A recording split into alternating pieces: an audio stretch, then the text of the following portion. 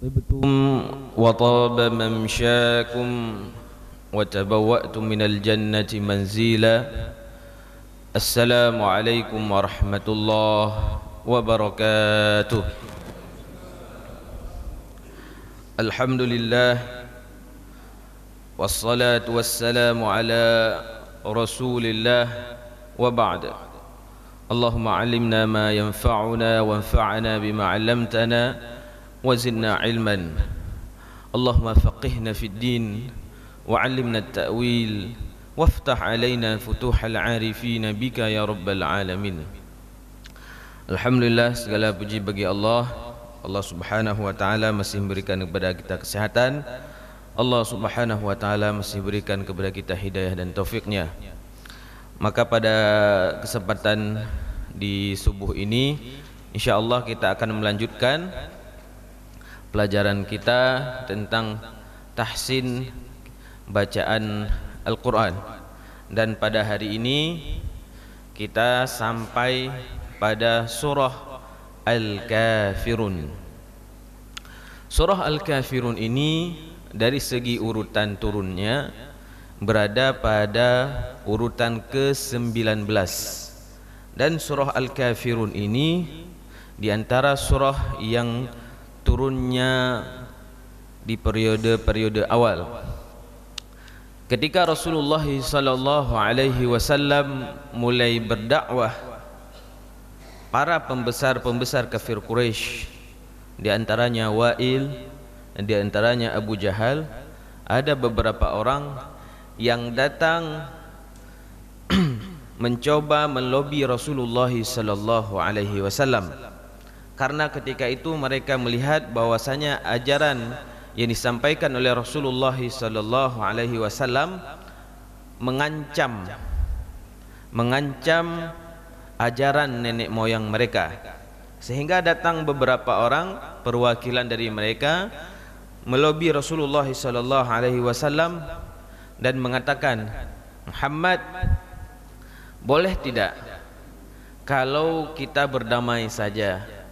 Si uro lun sembah Tuhan wakah, si uro kesembah Tuhan lun. Boleh tidak kita bergantian? Sehari kami beribadah dengan Tuhan kalian dan sehari kalian beribadah dengan Tuhan kami." Sehingga Allah Subhanahu wa taala menurunkan surah Qul ya ayyuhal kafirun. Dan surah Al-Kafirun ini merupakan salah satu mukjizat tentang keagungan Al-Quran, bahwasanya orang-orang yang datang melobi Rasulullah sallallahu alaihi wasallam ini sampai akhir hayatnya tidak ada satu pun yang masuk Islam. Karena nanti di ayat akan disampaikan, kami tidak akan menyembah dan kalian juga tidak akan menyembah apa yang kami sembah, seperti itu. Dan itu salah satu pertanda bahwasanya Al-Quran itu merupakan kalamullah. Karena Allah Maha mengetahui bahwasanya orang-orang yang datang melobi Rasulullah itu tidak akan pernah masuk Islam. Bisa saja mereka pura-pura masuk Islam untuk membantah, untuk menjelek-jelekkan Al-Quran. Baik, kita masuk ke surah Al-Kafirun. أعوذ بالله من الشيطان الرجيم. بسم الله الرحمن الرحيم. قل يا أيها الكافرون لا أعبد ما تعبدون ولا أنتم عابدون ما أعبد ولا أنا عابد ما عبدتم ولا أنتم عابدون ما أعبد لكم دينكم waliyadin. Baik, pada ayat pertama itu yang pertama harus diperhatikan, sebagaimana yang selalu kita ulang-ulang, bahwasanya yang pertama di sini ada huruf qaf.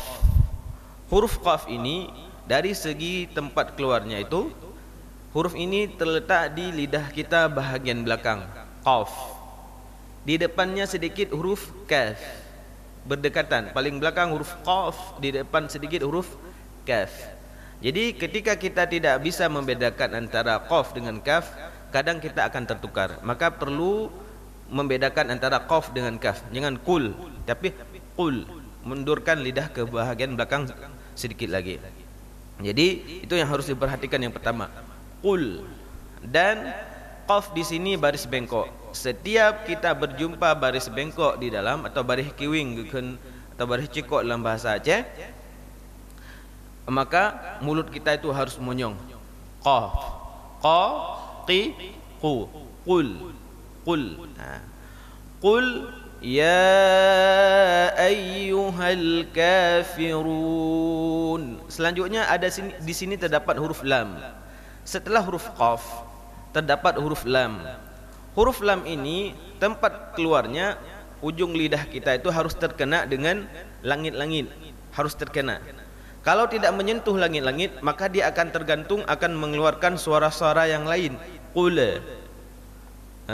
Sering ketika kita membaca alhamdulillah, qul huwa, kenapa bisa keluar kata-kata ada bunyi seperti itu? Karena posisi lidah kita itu tergantung, tidak mengenai langit. Tapi kalau kita letakkan mengenai langit-langit, insyaallah tidak akan keluar yang seperti itu. Itu yang harus diperhatikan pertama. Qul, qaf dari belakang, dan lidah kita mengenai, ujung lidah mengenai langit-langit.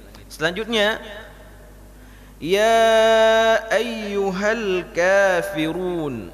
Di sini pada kata al-kafirun, kalau baris bengkok mulut kita harus monyong, kalau baris atas mulut kita harus terbuka, dan apabila baris bawah mulut kita seperti orang tersenyum. Maka pada kata al-kafirun di sini ada semuanya. Yang pertama huruf kaf, al-ka, mulut kita harus terbuka. Selanjutnya ada fa di sini baris bawah, kafi, dan baris bengkok di situ huruf ra, maka mulut kita harus monyong. Al-kafirun, kafirun. Dan ra di sini dibaca tebal karena huruf ra yang menjadikan dia tebal baris atas dan baris bengkok. Jangan dibaca qul ya ayyuhal kafirun, kafirun, tapi kafirun, kafirun. Gerakan-gerakan mulut ini memang simple dan sering diremehkan oleh banyak orang, tapi konsekuensinya ketika kita tidak meletakkan gerakan mulut kita dengan benar, akan keluar bunyi huruf yang tidak benar.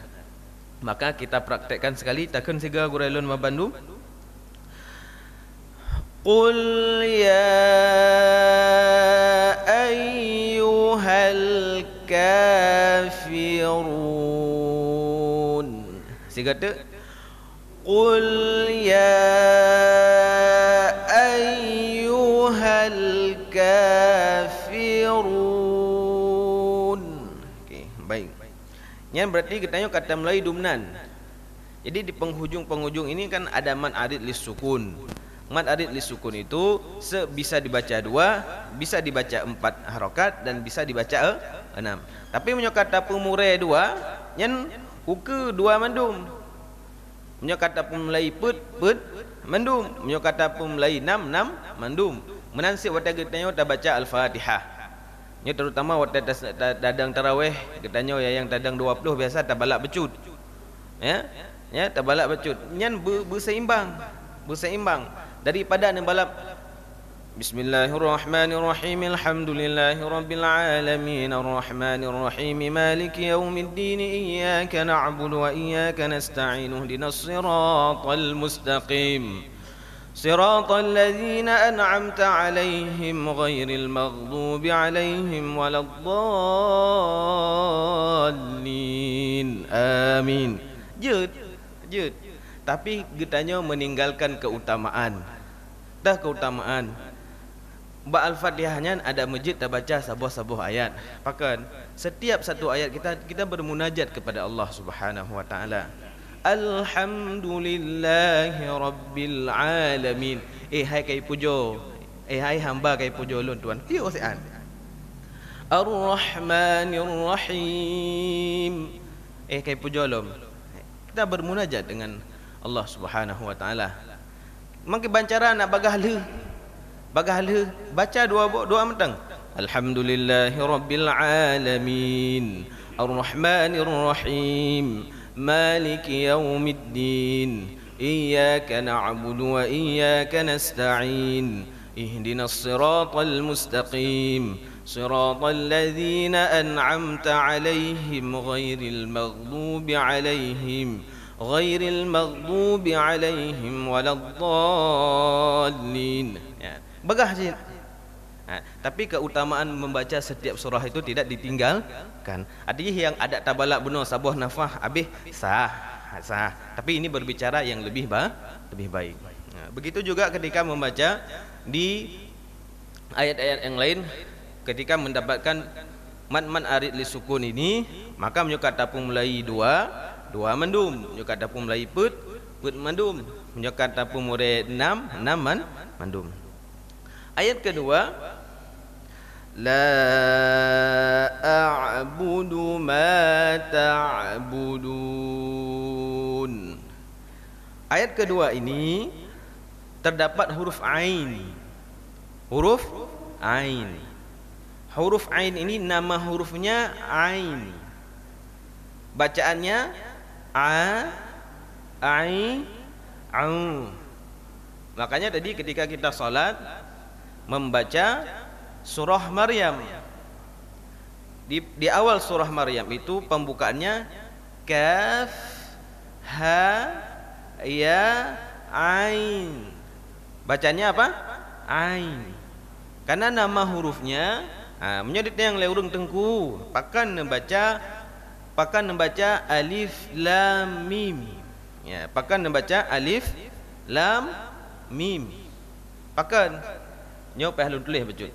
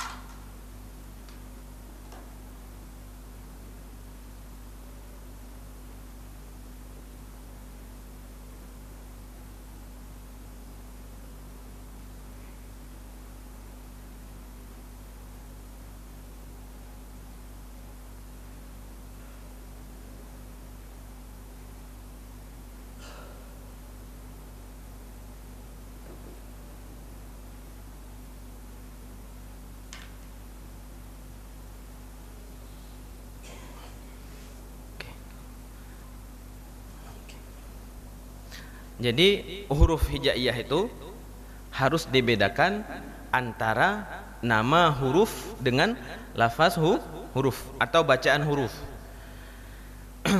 Jadi di awal-awal surah itu kadang ada huruful muqatta'ah atau mafatihus suwar. Bahkan kita baca nun, bahkan hanya kita baca na, ya. Bahkan kita baca qaf, bahkan hanya kita baca qa. Karena di mafatihus suwar itu yang dibaca di awal-awal surah itu yang dibaca nama hurufnya. Makanya ketika alif lam mim bahkan hanya kita baca alama. Ben fikir hana urang baca alama. Nah, wate tes calek kena. Tes pageci. Tesnya tes je pon gi buka lai diku. Karena kagak fai. Alif lam mim. Gebutka tu le tengko imam yang tes. Ba alif lam mim yang nak buat tengah surat. Alama ge baca. Ya. Ben fikir hana. Nah, nyana kejadian nas. huruf harus dibedakan antara nama huruf dan lafaz huruf. Seperti di alif lam mim. Contohnya misalkan di huruf mim. Ya. Nama hurufnya mim. Nama hurufnya mim. Lafaz hurufnya ma, mi, mu. Ditentukan oleh barisnya, tergantung barisnya. Ma, mi, mu. Sehingga ketika kita membaca alif lam mim harus beda nama hurufnya alif, kan alif hana panjang. Alif lam mim. Dari pa itu bit alif lam. Pakan dah baca menan karena tulisan jih menan. Tulisan nama huruf. Jadi itu dia. Home pakan kakek menan ke dia. Mulai orangnya hanjat li. Jadi yang kenapa kita membaca alif lam mim, kenapa kita baca nun, kenapa kita baca qaf, kenapa kita baca kaf ha ya ain sad. Kenapa? Karena yang kita baca adalah nama huruf. Okey, baik. Huruf ain ini nama hurufnya ain dan pengucapannya ai, au. Huruf ain ini keluarnya dari tengah tenggorokan kita. Min wasatil halqi. Dari tengah tenggorokan. Dan pengucapannya mudah.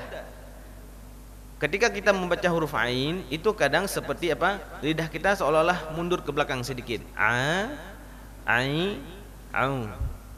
Kenapa perlu saya ingatkan huruf ain ini? Karena sebahagian membaca huruf ainnya alhamdulillahi rabbil alamin. Gedeh nak nabi humu bak depan ain. Meklok nak tahan. Gedeh. Tidak. Huruf ain ini kalau kita tahu dari mana tempat keluar dan cara keluarnya, insyaallah pengucapannya mudah. Dari mana? Dari tengah tenggorokan, dan ketika kita ucap seolah-olah lidah kita mundur sedikit dan mudah pengucapannya. Ai, au, seperti itu. Kenapa ya? La a'budu. Negedeh dan nekeun. Tidak seperti itu. Okey, baik. Tatas juga guru elon membantu. La a'budu ma ta'budun. Okey, baik. Di sini la a'budu mad jaiz. Dalam jalur kita membaca Al-Quran itu mad jaiz boleh dibaca 4, boleh dibaca 5, tidak boleh dibaca 2. Adapun guru-guru kita, para masyayikh kita yang ada di Timur Tengah, di Masjidil Haram, sekarang yang banyak saudara kita yang sedang umrah di Masjidil Haram, di Masjid Nabawi, itu mereka membaca 2 mad jaiz. Boleh, tapi jalurnya berbeda. Ada jalurnya berbeda, tapi jalur kita membaca Al-Quran qiraah Asim, riwayatnya Hafs dan tariqnya Asy-Syatibiyah, itu tidak boleh membaca 2. Boleh membaca 2 tapi dengan jalur yang lain. Badan kita yo begalak tri, dah coba-coba. Boleh membaca tapi dengan pengetahuan. Tajak babak tengku gore-gore kita yang semubut lang kampung, babak tengku imum. Tengku pakan di Masjidil Haram baca 2. Lagi oleh jelaskan. Kamu hot tak baca. Nyo bak tri dah dengar bak YouTube, dah dengar bak TikTok, dah dengar bak WA urang kai ikut tanya. Hanjut dalam agamanya hanjut tak mesti ere tapi giyu megure. Okey. Ata ulang segata dari ayat kafun gure alun membantu. Qul ya ayyuhal kafirun la a'budu ma ta'budun. Okey, baik. Ayat ketiga, wala menansyid, wala antum. Wala antum, di sini ada mad jaiz, maka dipanjangkan dulu 4 atau 5. Wala antum. Selanjutnya pada kata antum di sini nun mati berjumpa dengan ta, hukum bacaannya ikhfa. Hukum dasar ketika berjumpa satu huruf dengan huruf yang lain itu izhar. Hukum dasar bacaannya izhar. Selanjutnya idgham. Idgham memasukkan. Di antara izhar dan idgham itu ada namanya ikhfa. Bagaimana cara membaca ikhfa? Gurai-gurai ketanya aja mun gepegahnya samar-samar. Cara membacanya samar-samar dengan menyamarkan bunyi nun mati. Jadi bagaimana cara pengucapannya? Ketika kita membaca nun sukun, itu bersiap-siap ke huruf sesudahnya. Wala antum. Bagaimana? Wala antum. Ya, wada takun nun matinya siap-siap, tapi hana langsung takun. Wala antum. Nya kan langsung. Nya takun wala antum. Antum. Siap-siap dulu, baru habis nun kita masuk ke huruf ta. Ya. Okay. Takun siga urang wala antum abiduna ma a'bud. Okey, baik. Di sini di ayat ketiga ini kita berjumpa dengan qalqalah. Berjumpa dengan qalqalah. Dan qalqalah itu sebagaimana yang telah kita sampaikan beberapa kali, bahwasanya qalqalah itu bawaan. Jadi bukan dibuat-buat seperti di sini a'bud. Bagaimana caranya? Caranya dengan makhraj kita itu dirapatkan terlebih dahulu. A'bud. Tapi ketika dia dirapatkan tidak akan mengeluarkan suara qalqalah. Bagaimana caranya? Setelah dia rapat, selanjutnya dijauhkan. Begitu dijauhkan, otomatis suara qalqalah itu akan keluar sendiri dan bukan dibuat-buat.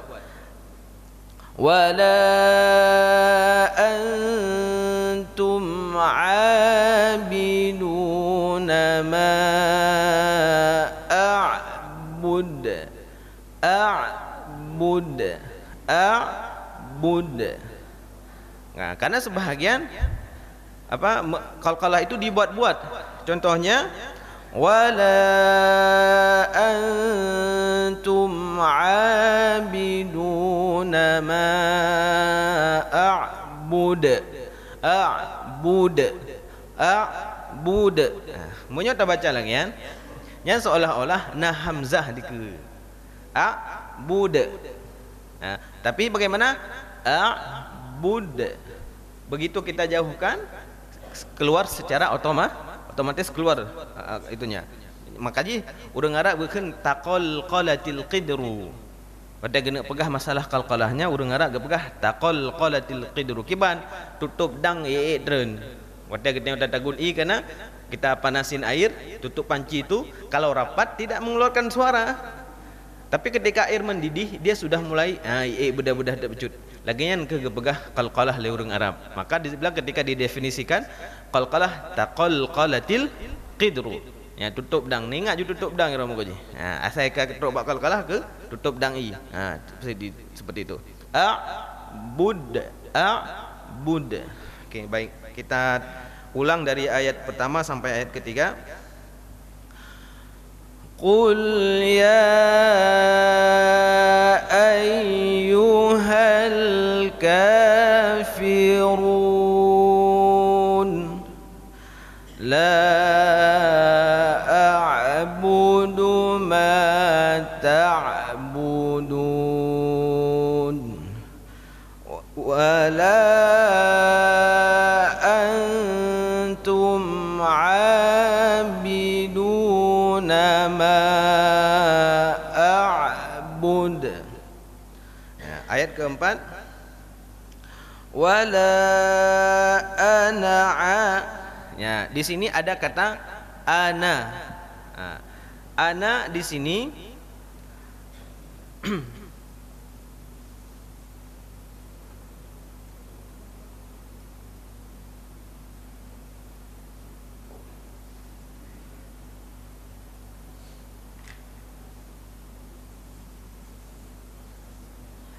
ya. Pada kata ana di sini ada bulat lonjong di atas alif itu. Ana, ada bulat lonjong. Nyan menyota sambung hana panjang.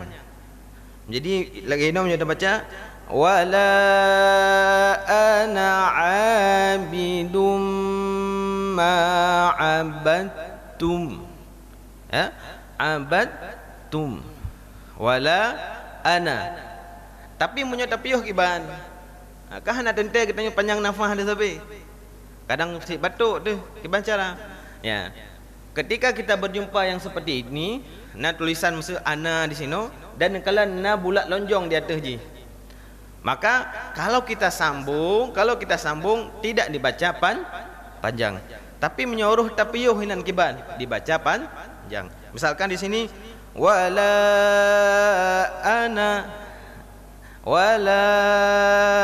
ana yang menyuruh tapiyuh.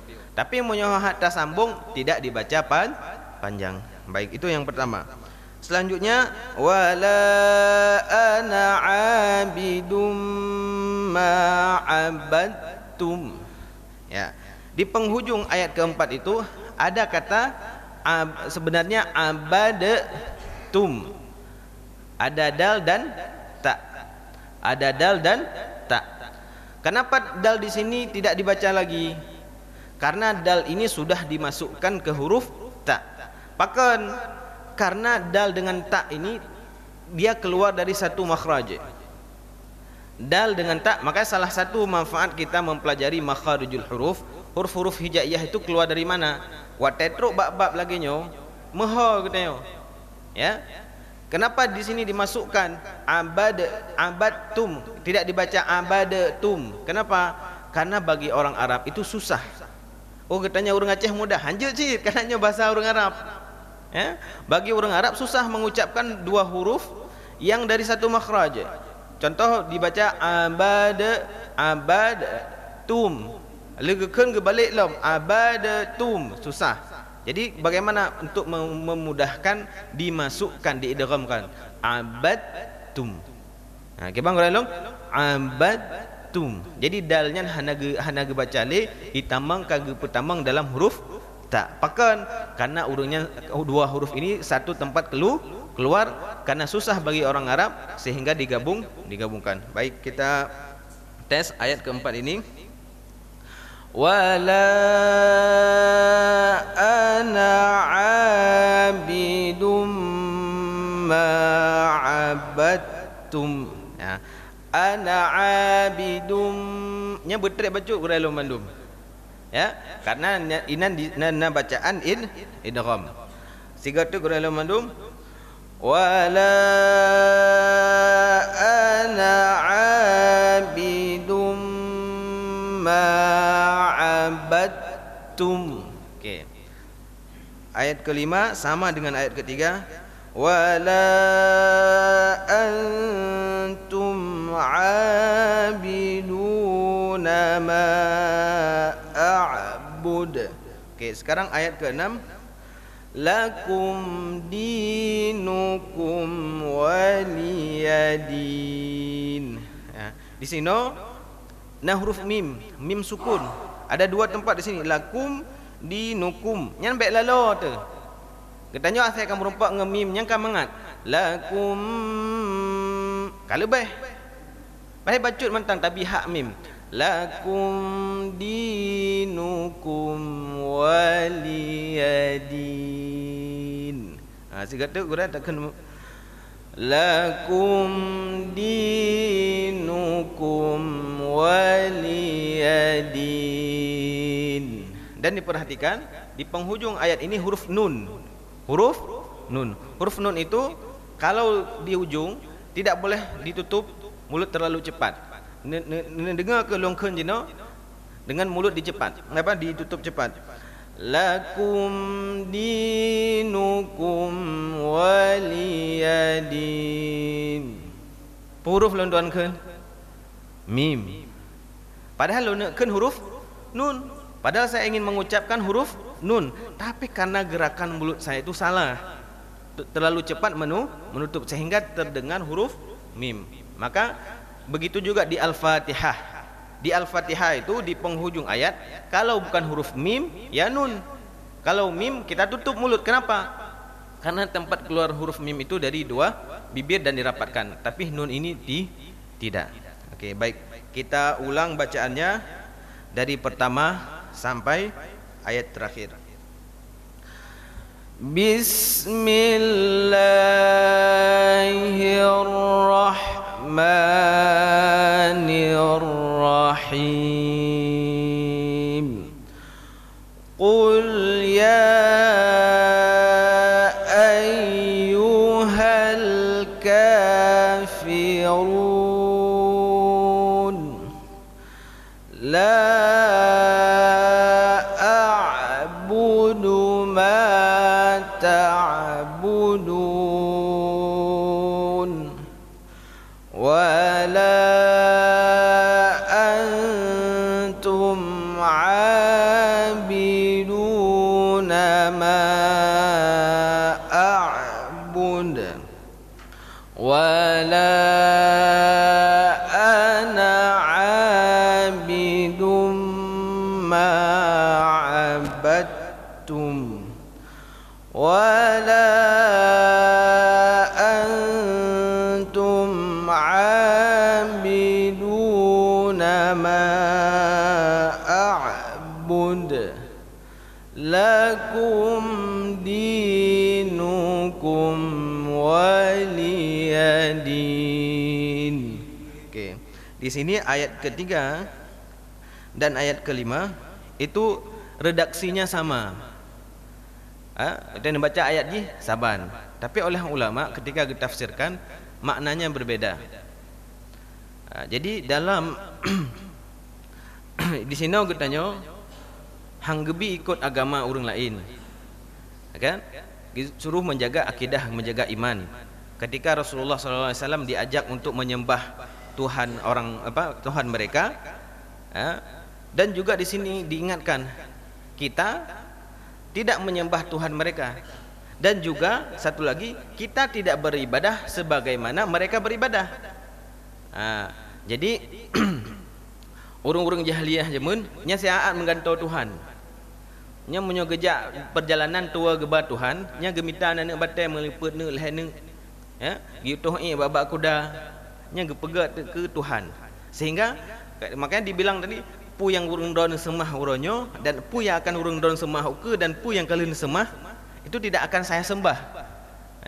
Kita sejatinya seorang muslim, dan bagaimana cara kalian beribadah juga kami tidak akan mengikuti. Orang-orang jahiliyah mereka juga melakukan haji, gejak haji urungnya. Munyo getanyo tasuk baju ihram, ada pakaiannya ketika kita melaksanakan haji dan umrah. Tapi orang-orang jahiliyah mereka tidak menggunakan sehelai benang pun. Kenapa? Karena bagi orang jahiliyah dianggap Ka'bah itu adalah tempat yang suci. Untuk beribadah itu harus dalam posisi yang keadaan yang suci. Pakaian-pakaian yang kita kenakan itu sudah pernah bernajis atau pernah dikenakan untuk melakukan kemaksiatan, sehingga dalam pandangan orang-orang jahiliyah itu tidak layak kita berpakaian di hadapan Ka'bah. Jadi tidak hanya kita tidak mengikuti agama dan apa yang disembah oleh agama yang lain, tapi cara orang lain beragama juga kita jangan sampai sama. Makanya Syekh Wahbah Az-Zuhaili beliau ketika menjelaskan tentang puasa Tasu'a itu, bahkan dalam kebaikan saja, kenapa orang dulu berpuasa Asyura, kita kenapa disunahkan Tasu'a? Kan sampai disuruh ambil lebih daripada satu hari di bulan Muharram itu. Bahkan dalam kebaikan saja kita diajak untuk beda dengan agama lain. Itu kata Syekh Wahbah Az-Zuhaili. Mudah-mudahan duduk kita pada kesempatan ini ada manfaat bagi kita. Dan saya ingin mengingatkan ada satu hadis yang disampaikan oleh Rasulullah SAW, barang siapa yang salat subuh berjamaah, selanjutnya ia duduk berzikir, baik itu dengan baca Al-Quran, baik itu dengan melantunkan zikir-zikir yang lain, baik itu dengan menghadiri majelis ilmu sampai terbitnya matahari.